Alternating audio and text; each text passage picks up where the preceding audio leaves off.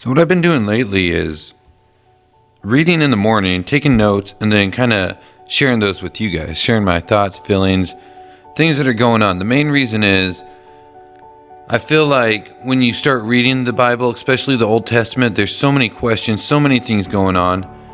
And I think if it's for somebody new reading, it could be really confusing, maybe even for somebody who's been reading a while.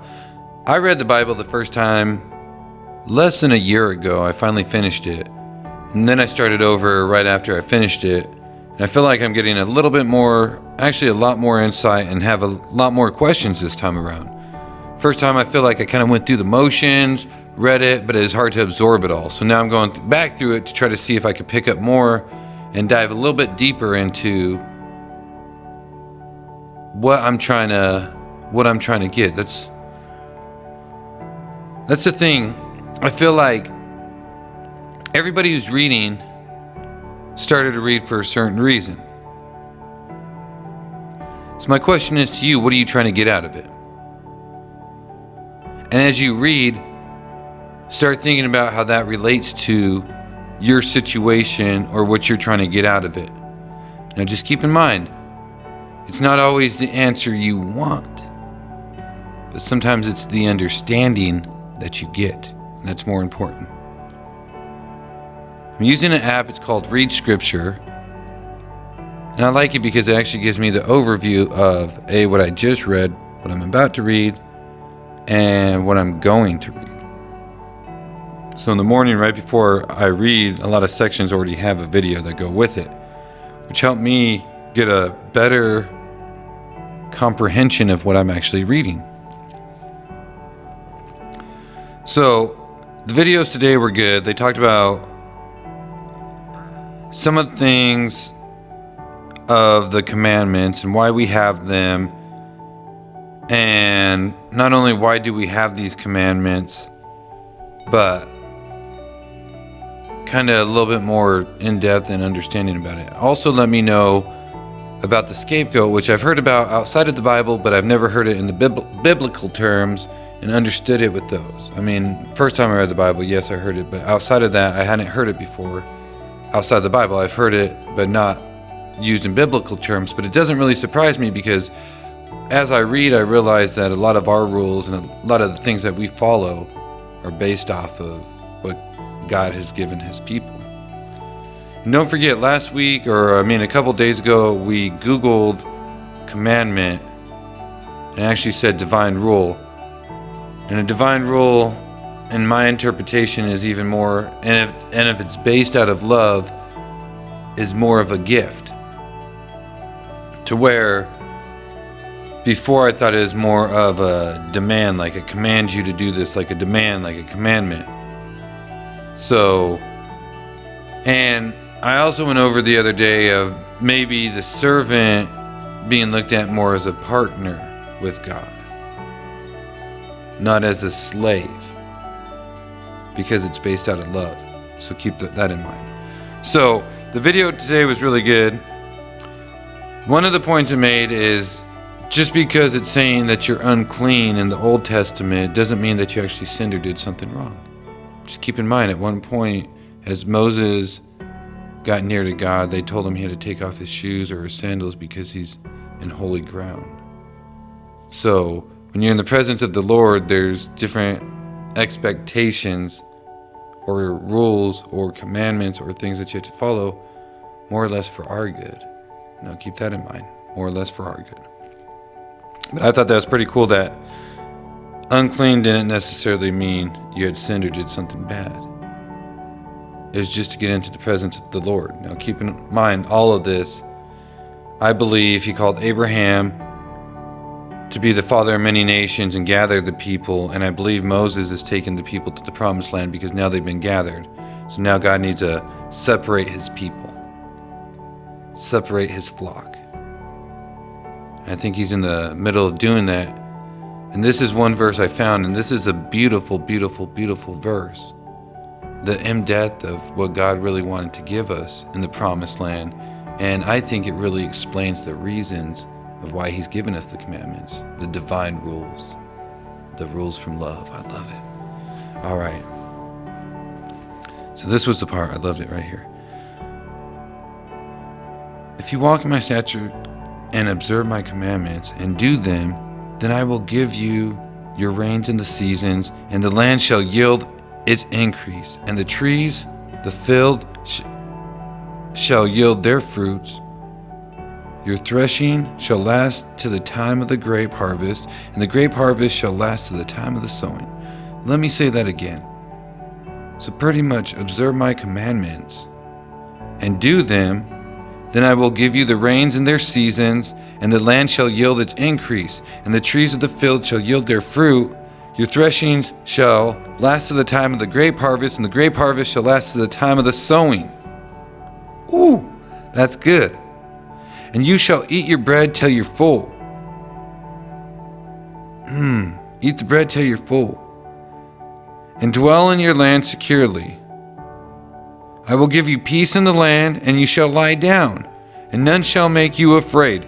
None shall make you afraid. Let me say that part again. And you shall eat your bread to the full, and dwell in the land securely. I will give you the peace in the land, and you shall lie down, and none shall make you afraid. And I will remove harmful beasts from the land, and the sword shall go not through your land. You shall chase your enemies, and they shall fall before you by your sword, by the sword. 5 of you shall chase 100, and 100 shall chase 10,000, and your enemies shall fall before you by your sword. I will turn you and make you fruitful and multiply you, and confirm my covenant with you. That's good. You shall eat old store, long kept, and shall clear out the old to make way for the new. He's going to give you so much overflow. Not only are you going to have a place to store, you're going to have to remove the old to put the new. That's how much you're going to have. And you ain't not going to have to worry about it or your enemies. Now, this is one of my favorite parts right here. You guys ready for this? I will make my dwelling among you, and my soul shall not harbor you. And I will walk among you, and will be your God, and you shall be my people. I am the Lord your God, who brought you out of the land of Egypt,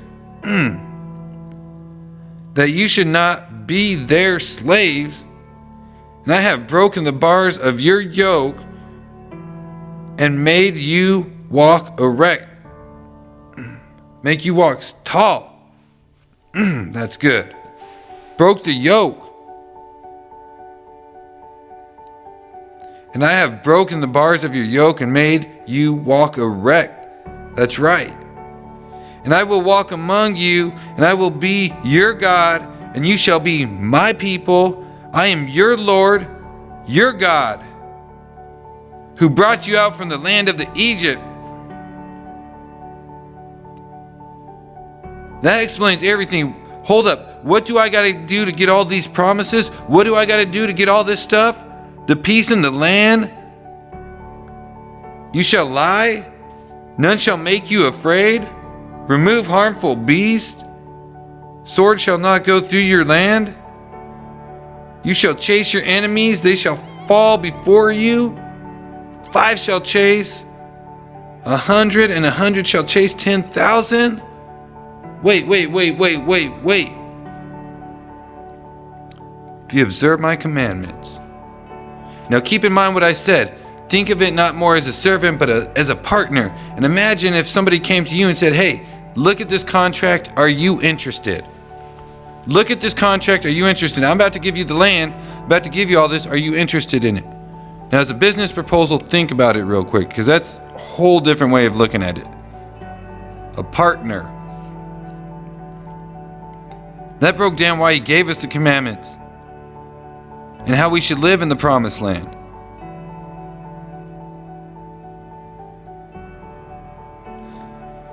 He's even mentioned he was going to give us the land of our enemies.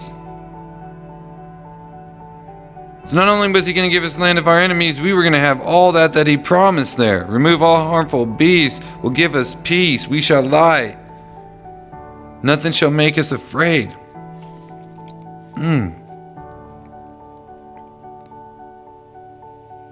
That right there explains a lot. That little verse, that paragraph.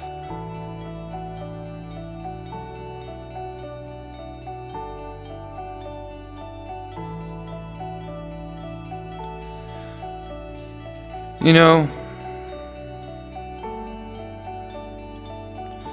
once again, I see the main theme being love. Before I was a dad, I would have said it as more strict rules like a cop or a mean parent. But when the world gets complicated, everything can be a little complicated. Just because we don't fully understand doesn't mean God doesn't love us. Just because we fully don't understand doesn't mean God doesn't love us. Just because we don't fully understand doesn't mean God doesn't love us. And because He allows something in your life doesn't mean He hates you. Just because we don't fully understand doesn't mean God doesn't love us. And because He allows something in your life doesn't mean He hates you. And that's your understanding in your ways, not God's love in His ways. Because one thing I could tell you is, for me, if I don't love you, or I don't like you, I don't care about you. I'm just being real here, you guys.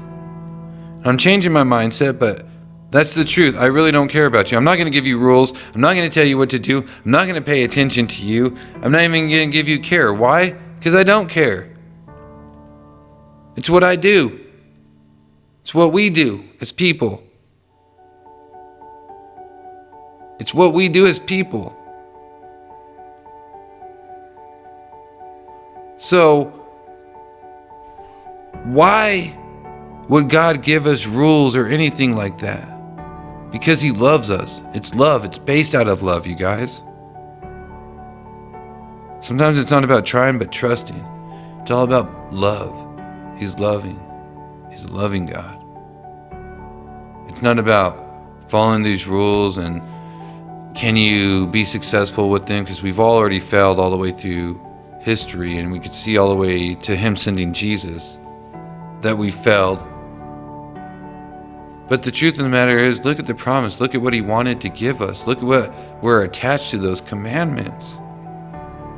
What I would do for that. What I would do for just a piece of that. The beginning said, I will give you rains in their seasons, and their land shall yield its increase. The trees of the field shall yield their fruit. Your threshing shall last to the time of the grape harvest. The grape harvest shall last to the time of the sowing. Wow. Wow, it's based off of love.